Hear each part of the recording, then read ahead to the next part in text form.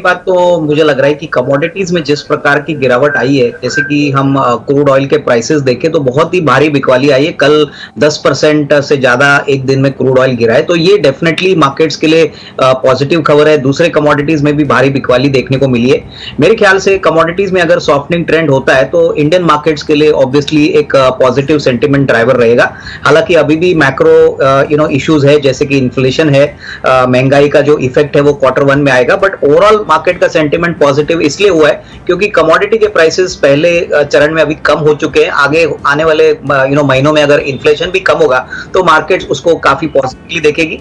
मेरे ख्याल से अभी समय है कि थोड़ा सा एक्यूमुलेशन या थोड़ा सा इन्वेस्टमेंट आप शुरू कर दें, क्योंकि गिने चुने सेक्टर्स जो क्रूड से रिलेटेड है वो डेफिनेटली अभी तेजी दिखाएंगे। तो मेरे ख्याल से इंडेक्स 16,000 क्रॉस कर चुका है, बहुत अच्छी बात है। मेरे ख्याल से यहां से अगर और मोमेंटम आता है तो डेफिनेटली मार्केट्स इसको और चढ़ावा देगा, बट स्टॉक स्पेसिफिक एक्टिविटी अभी ज्यादा फोकस करना ये शायद मेरे को ठीक लग रहा है, क्योंकि काफी अच्छी अपॉर्चुनिटीज आपको वैल्यूएशंस के पॉइंट ऑफ व्यू से दिख रही है। कि देखिए, ट्रेडर्स को डेफिनेटली इस बात से खुशी होगी कि जो पैकेज चाइना से आएगा वो डेफिनेटली मेटल के डिमांड को ज्यादा सिग्निफिकेंटली ड्राइव करेगा, क्योंकि हम सभी जानते हैं कि चाइना एक बहुत बड़ा प्लेयर है मेटल मार्केट में।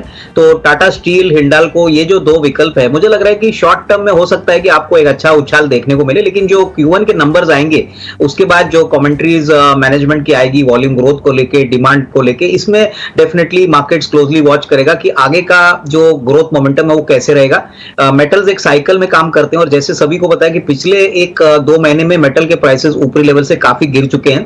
तो अगर यहाँ पे थोड़ी बहुत सुधारना आती है, प्राइसेस बढ़ते हैं, तो डेफिनेटली आपको ये मोमेंटम और जारी देखने को मिलेगा। और मेरे ख्याल से ये एक्सपेक्टेड है, क्योंकि चाइना जब डिमांड शुरुआत करेगी तभी डिमांड डेफिनेटली ग्लोबली बढ़ेंगी, ग्लोबली मेटल प्राइसेस बढ़ेंगे। तो टाटा स्टील, हिंडाल्को हमारे टॉप पिक्स है। यहाँ पे मैं समझता हूँ इवन करंट लेवल्स पे शॉर्ट टर्म के लिए एक छोटी पोजीशन बनाई जा सकती है।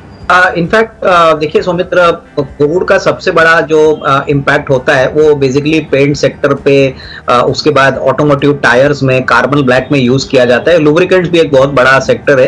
तो हमको लग रहा है कि काफी ऐसे मौके हैं निवेशकों के पास कि वहां पे ये स्टॉक्स ये एक्यूमुलेट कर सकते हैं। बट मुझे लग रहा है कि लुब्रिकेंट सेक्टर एक बहुत अच्छा रिप्रेजेंटेटिव होगा, क्योंकि इनके लिए करीबन 70-75% क्रूड ऑयल का रॉ मटेरियल कॉस्ट होता है इनके रेवेन्यू का। तो यहाँ पे क्रूड जैसे गिरेगा, इनकी ऑपरेटिंग प्रॉफिटेबिलिटी काफी सिग्निफिकेंटली बढ़ेगी। और यहाँ पे आपको गल्फ ऑयल, उसके बाद कैस्ट्रॉल, ये सारे जो प्लेयर्स हैं यहाँ पे नजर रखनी चाहिए। मुझे लग रहा है अच्छा खासा रिस्क रिवॉर्ड मिलेगा। रही बात टायर्स के लिए भी, तो टायर में भी हमको लग रहा है कि काफी हद तक नेगेटिविटी आई थी, क्योंकि रॉ मटेरियल कॉस्ट बढ़े थे। तो ऑटोमोटिव टायर्स में आप अपोलो टायर्स देख सकते हो। मुझे लग रहा है कि ये भी एक अच्छा विकल्प है जो आने वाले 6 से 12 महीने में अच्छा मुनाफा दे सकता है। तो ये सारे क्रूड रिलेटेड पॉजिटिव स्टॉक्स है जो आने वाले कम से कम सेकंड क्वार्टर से, तो हमको लग रहा है कि नंबर्स में भी आपको ये रिफ्लेक्शन देखने को मिलेगा।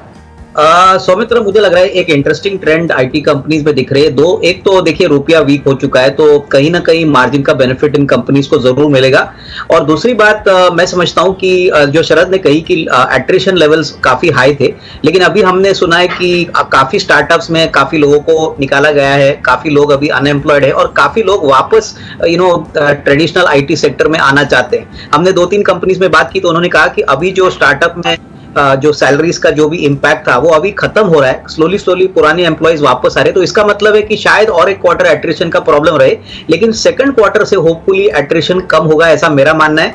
और एट्रिशन कम होता है तो जो खर्चे होते हैं एम्प्लॉइज पे वो भी काफी कम हो गए, तो ये थोड़ा बहुत मार्जिन एक्रेटिव रहेगा। तो डेफिनेटली टीसीएस जैसी कंपनी में हमको लग रहा है कि ये बेनिफिट पहले आएगा, क्योंकि साइज वाइज वो काफी बड़ी है, प्राइस भी ऊपरी लेवल से काफी टूट चुका है। 4,500 रुपए का बायबैक के बाद अभी 3,230-250 का रेट चल रहा है। तो जिनको लंबी अवधि का निवेश करना है, मेरे ख्याल से काफी बेहतरीन मौका है। रिसेशन यूएस में आएगा नहीं आएगा ये कहना मुश्किल है, लेकिन मुझे लग रहा है कि ऐसी इंडियन कंपनी में काफी हेडरूम है ग्रोथ के लिए, और इंडियन कंपनीज अपने कॉस्ट इफेक्टिवनेस के लिए जानी जाती है। तो आई वुड से दैट ये बेहतरीन मौका है खरीदने के लिए, प्रोवाइडेड आपका टाइम फ्रेम कम से कम 12 से 15 महीना है। तो यहाँ पे एक निवेश का मौका बन सकता है, और इस मैक्रो कंडीशन से निवेशकों को बिल्कुल डरना नहीं चाहिए। थोड़ा थोड़ा करके एक्यूमुलेट करिए, इसमें जरूर वैल्यू बनेगी। नहीं, बिल्कुल इनफैक्ट सौमित्र देखिए ज्वेलरी सेक्टर में इस प्रकार की तेजी पहले क्वार्टर में आई है वो बहुत एनकरेजिंग है क्योंकि इसका मतलब लोगों के पास काफी स्पेंडिंग पावर है। कोविड के बाद अभी वापस पूरी तरह से नॉर्मल सी बिजनेस में आई है और टाइटन की अगर हम बात करें तो टाइटन एक प्रीमियम ज्वेलरी प्लेयर है। फिर भी इनका जो अपडेट है across all the product segments काफी एनकरेजिंग है। तो मुझे लग रहा है कि देखिए जिनको लंबी अवधि के लिए टाइटन खरीदना है मेरे ख्याल से ये प्रोसेस आगे भी मोमेंटम भी आगे भी जारी रहेगा और सेकंड हाफ में तो मुझे लग रहा है कि और अच्छी तरह से वॉल्यूम और बिजनेस बढ़ने की अपेक्षा रहेगी। तो लंबी अवधि के लिए डेफिनेटली इसमें खरीदने के मौके बन सकते हैं। हालांकि शॉर्ट टर्म में हो सकता है कि वैल्यूएशंस थोड़े से कैचअप हो चुके हैं, बट अगर 1.5-2 साल का टाइम फ्रेम किसी को रखना है तो डेफिनेटली इसको बाय करना चाहिए। सौमित्र, मेरे पास दो आइडियाज है। पहली कंपनी जो हमको पसंद है वो एक निश ऑयल एंड गैस प्लेयर है जिसका नाम है दीप इंडस्ट्रीज। ये कंपनी बेसिकली एयर कंप्रेशन और एयर डिहाइड्रेशन में एक मार्केट लीडर है। इनका जो बिजनेस है वो ज्यादातर ऑयल कंपनी से रिलेटेड है। ओएनजीसी, पेट्रोनेट, वेदांता जैसी कंपनीज इनके कस्टमर्स है। इस कंपनी की खासियत है कि बेसिकली EBITDA मार्जिन करीबन 35-40% पे काम करते हैं क्योंकि इनका बिजनेस मॉडल एसेट लाइट है, ज्यादातर सर्विस इनकम कमाती है। पिछले साल कंपनी ने करीबन 325 करोड़ पे 120 करोड़ का कामकाजी मुनाफा और 72 करोड़ का प्रॉफिट आफ्टर टैक्स रिकॉर्ड किया था।